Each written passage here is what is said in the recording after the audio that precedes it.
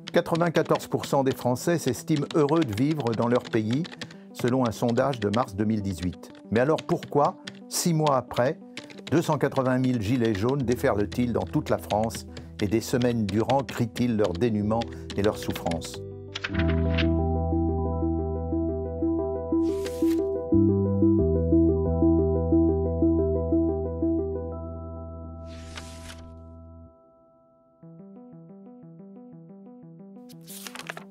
Les opinions des Français au sujet de leur pays, d'un grand nombre de phénomènes, de l'économie notamment, sont très négatives, alors que les paramètres socio-économiques de notre pays sont plutôt assez bons.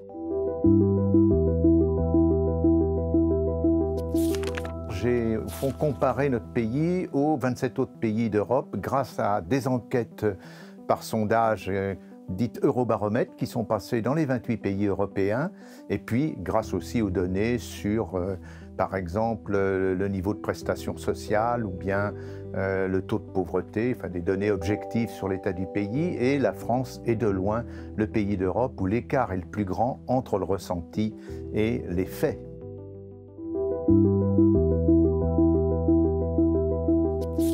Les demandes des Gilets jaunes me paraissaient peu en conformité avec ce que j'avais dans mes chiffres et dans mes cartes. Notamment, les Gilets jaunes, par exemple, se plaignaient que les retraités, les personnes âgées étaient très pauvres.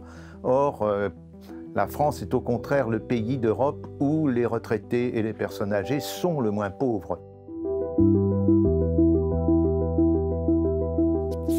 J'ai repensé bien sûr aux deux grands ouvrages de Tocqueville, l'Ancien Régime et la Révolution, et de la démocratie en Amérique. J'ai pensé aussi aux travaux d'un historien et sociologue américain, Albert Hirschman, qui lui s'intéresse au divorce qui existe entre plusieurs composantes des classes moyennes.